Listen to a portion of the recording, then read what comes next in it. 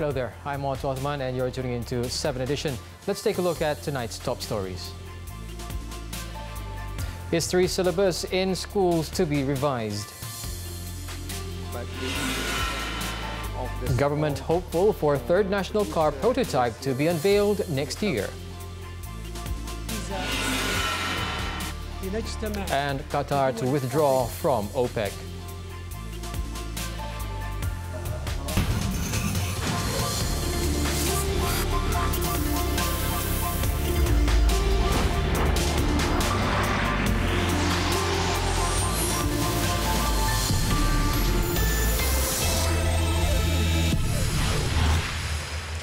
We begin this evening with the Dewan Rakyat sitting. Now, the Education Ministry plans to include topics on the One Malaysia Development Berhad 1MDB scandal in the history syllabus. Its Minister, Dr. Mazli Malik, said this is to ensure that future generations will not repeat the same mistake as that committed by past leaders involved in the scandal. He was answering a question by Pontian MP Datuk Seri Ahmad Maslan on how long an event would be considered history before it was included into the syllabus. Datuk Seri Ahmad also asked if local history is taught in private schools, such as the 60 Chinese independent schools. Saya amat bersetuju dengan pandangan Yang Amat Berhormat Pontian tentang sesuatu kesilapan dalam sejarah perlu dipelajari agar tidak diulangi. Saya boleh memberikan jaminan bahawa isu 1MDB akan dimasukkan dalam sejarah Malaysia supaya generasi ke depan tidak akan mengulangi. Begitu juga dengan jenayah besar yang dilakukan oleh ahli politik di dalam menyamun harta 1MDB, hutang cuma 31, aset 42 bilion, hutang 31 bilion masuk dalam sejarah. Itu masukkan juga dalam. Begitu juga sejarah yang menyaksikan bahawa khazanah negara telah disamun oleh pemimpin akan dimasukkan dalam sejarah juga. However, he did not explain if the topic would be included in school textbooks or whether it would be made part of student discussions. Earlier, Dr. Mazli informed lawmakers that the Education Ministry is setting up a committee to review and improve history textbooks and methods of teaching the subject. He said that secondary students are currently being taught a history curriculum, which was introduced in 2017.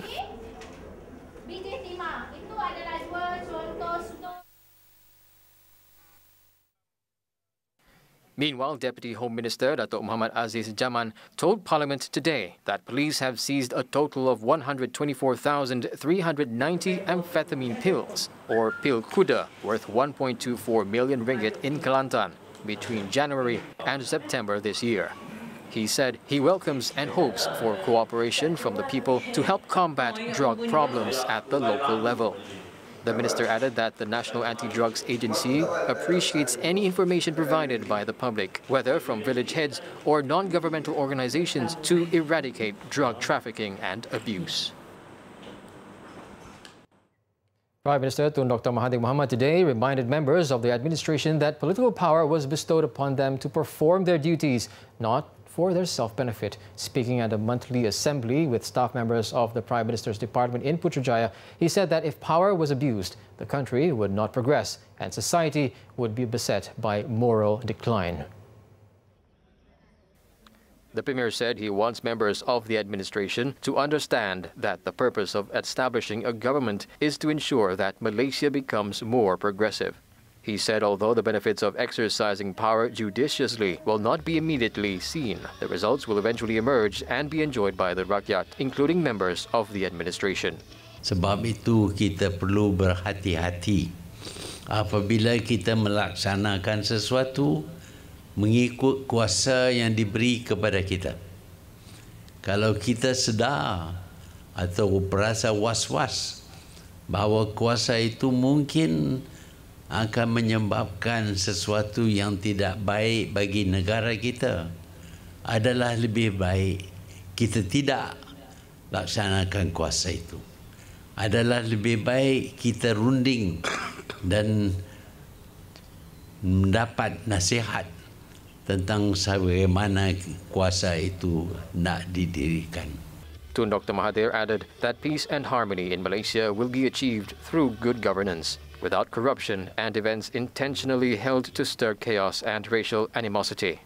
Oleh itu apabila kita hadapi dengan masalah rusuhan dan sebagainya, naklah kita tangani perkara ini dengan cara yang bijak sebagai satu pemerintah yang prihatin, yang berpengalaman, yang faham akan tujuan kita mengadakan pemerintah di dalam negara kita ini.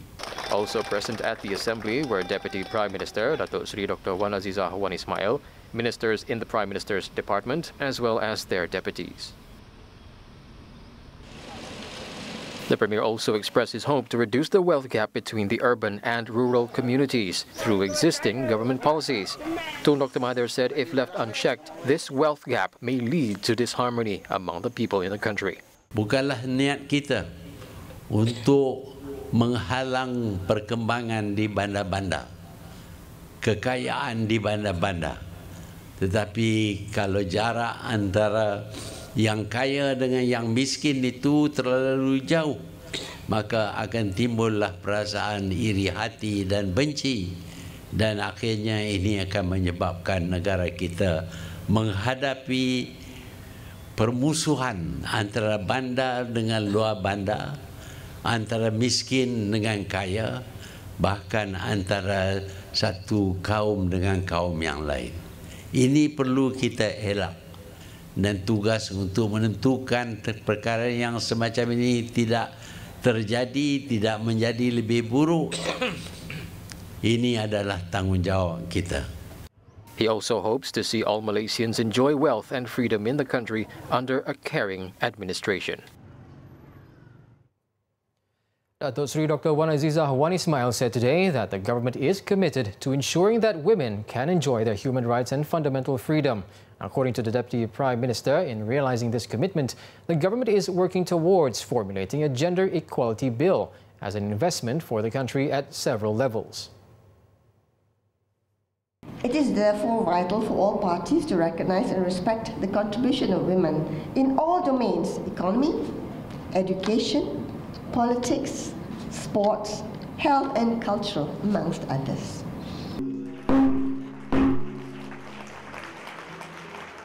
In her speech when officiating the Big Tulip Summit Women in Business, Industry and Government program, the Deputy Premier said in Malaysia there are 32 women out of 222 members in the House of Representatives and 13 women out of 67 members in the Senate. She added that the increase in percentage of women in the field of politics would ensure more of women's voices could be heard at the highest level of decision-making in the country. Datuk Seri Dr. Wan Azizah said the national policy on women and its action plan is also a reflection of the government's commitment to ensure that participation of women in achieving their full potential in the country's planning and development.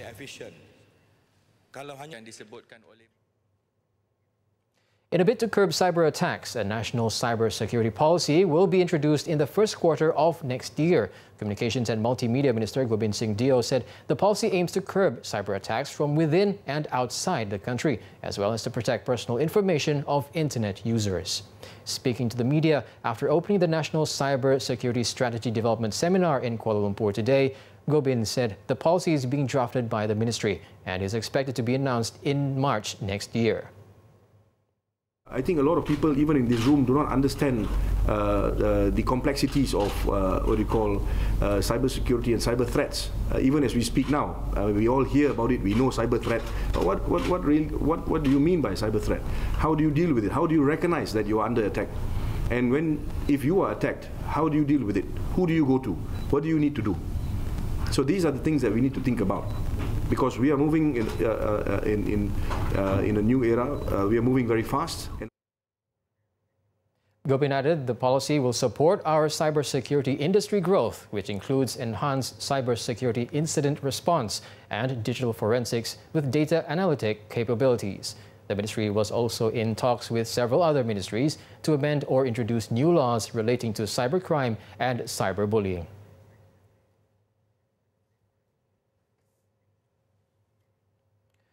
Kuala Lumpur Mayor Dato' Nur Hisham Ahmad Dahlan has given the green light for the anti-ICERT demonstration to be held in the capital on December 8th. He said the decision to allow the rally to run from 2 p.m. to 6 p.m.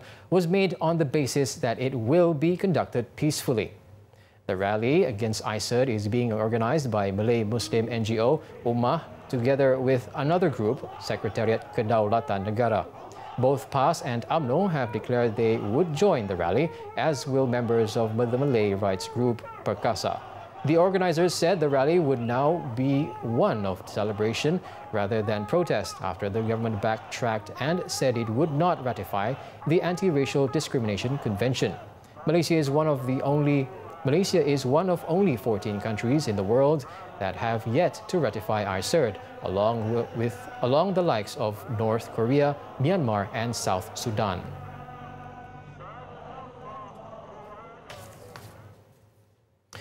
Datuk Seri Ahmad Zahid Hamidi said MCA has no right to demand for the dissolution of Barisan Nasional BN. The BN chief said such a decision should be taken by all component parties through consensus.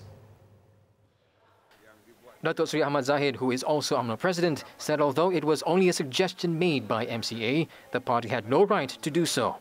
Adalah merupakan satu keputusan yang dibuat oleh parti mereka. Oleh kerana terdapat 5 buah parti, maka saya akan mengadakan rundingan dan perbincangan dengan 4 lagi parti-parti teras. Dan tentunya MCA tidak mempunyai hak untuk mencadangkan supaya Barisan Nasional dibubarkan. For MIC, one of BN's 5 core parties, MCA's proposal appeared to be not practical. No, I don't see why you should dissolve if I told you are coming out with a new concept, new ideology. You don't have to dissolve this first. You come out with a new ideology, then you dissolve this. Like you pindah rumah. When the other rumah is not siap, you just keluar dari rumah, mana you nak pergi? So you come out with a new concept. If you have a new idea, you come out with a new concept, then we dissolve. That makes sense to me. But for MCA President Datuk Seri Dr. Wee Ka Siong, he said it was his duty to relay his party's message to the BN leadership. So I think every party is entitled to its own view. So I've got to respect the right of other leaders. They can say whatever they want. And then let us have a meeting and then we discuss. And we can have a further elaboration on this. Right? I mean, my duty is to convey the resolution of my party, okay, to the Supreme Council. The resolution passed by MCA at its annual General Assembly last night was to make way for the formation of a more effective coalition. In Johor, Senggerang Assemblyman Khairuddin A. Rahim today lodged a report with the Malaysian Anti-Corruption Commission (MACC) over an alleged misappropriation of nearly 1 million ringgit in funds by the previous Barisan Nasional BN administration. This following recent revelations on shortages in the tabung amanah bayaran sumbangan kota Bumiputra. Khairuddin was accompanied by Permas Assemblyman Datuk Seri Cik Zakaria Muhammad Saleh, Pulau Sebatang Assemblyman Takyuddin Chaman and other party members. Khairuddin said the MACC report was aimed at allowing the relevant parties to conduct a detailed investigation into the allegations. He said the matter came to light after a working trip to England by the previous administration's State Housing and Local Government Committee chairman. Terdapat pembejaan yang mencurigakan iaitu lawatan kerja ke London yang dibuat oleh agensi Poto Travel bernilai RM822,640. Saya mendapati ia disalahgunakan, yang mana tujuan tabung amanah ditubuhkan adalah bermatlamat untuk membiayai kemudahan berfaedah di taman-taman perumahan. Sebab itu saya hari ini melaporkan agar ada siasatan terhadap perkara ini. A state government source revealed that financial discrepancies in the trust fund were found following a check by Johor Housing and Rural Development Committee Chairman Zulkifli Ahmad's officers on November 19th. Since 2017, the Johor state government has collected some 600 million ringgit from developers who applied for a conversion of Bumiputra status properties. The revenue was used to build more than 6,000 Johor affordable homes. Bukit Aman is tracking down 28 witnesses to assist investigations into the fracas at the Seafield Sri Mahamariamman Temple in USJ 25. Bukit Aman CID Director, Commissioner Datuk Sri Wan Ahmad Najmuddin Muhammad urged those needed in the investigation to come forward as soon as possible. In a statement released on Monday, Datuk Sri Wan Ahmad said the police have released their pictures so that they will cooperate with police. He added that anyone with information on the witnesses should contact Selangor CID Chief Senior Assistant Commissioner Fazil Ahmad or Subang Jaya CID Chief Deputy Superintendent Shan Gopal, whose numbers are on your screen now. He said they can also contact any nearby police stations and hopes that the public can assist the police in this matter.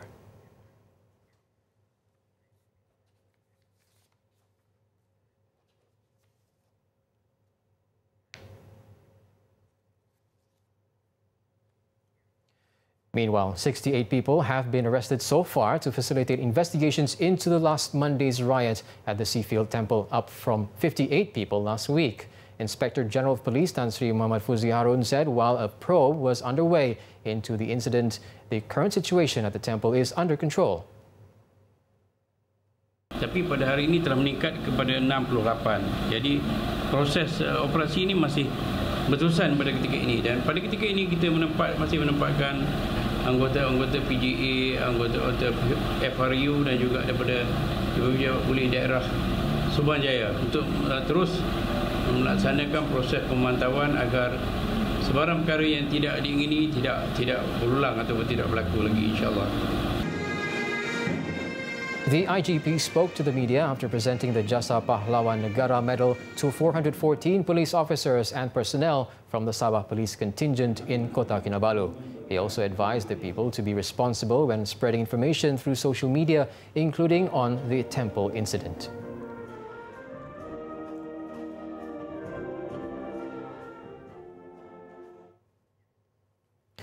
The Kuala Terengganu Sessions Court on Monday acquitted two brothers on the charges of involuntarily causing the death of their elder brother last year. Judge Azman Mustafa meted the ruling on Ahmad Nazri Muhammad, aged 35, and his younger brother Abdul Rahman Muhammad after the prosecution failed to prove a prima facie case on both the accused. Now, according to the charges, both the accused caused the death of Ahmad Najib Muhammad, 41, after a scuffle. The incident occurred in front of a house in Kampung Gong Pak Masih in Kuala Terengganu in May last year, where the victim was believed to have attacked both the accused with a parang. The victim was believed to have gone berserk after he was unable to get some money from his mother. He died a few days after the scuffle due to head injuries.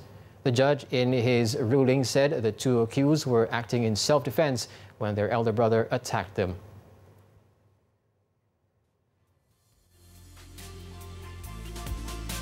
Up next, find out why size matters. Details next.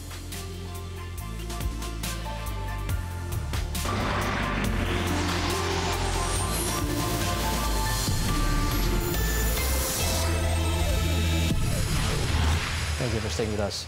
Economic Affairs Minister Datuk Sri Azmin Ali said today there are Malaysians abroad who are interested to come home and play a part in the third National Car Project. He said the goal of the project is to develop engineering capacity among Malaysians. When speaking to the media at the Parliament lobby, he said a secretariat has been charged to discuss the issue with all stakeholders to prepare a prototype. And he was hopeful that it could be prepared by next year. It is still in the discussion. Yesterday we brought this matter to Majlis Pembangunan Negara, chaired by the Prime Minister. And as I mentioned to Dewan Negara today, it is not about building a car, but I think the main objective is to enhance our engineering capacity among the Malaysian and to build a new ecosystem which is very deeply involved in innovation and new technology. I think that is the main objective. But certainly we will continue to discuss and engage with all the stakeholders. He added that the topic was still in discussion, and yesterday he brought the matter up to the National Development Council, which is chaired by the Prime Minister.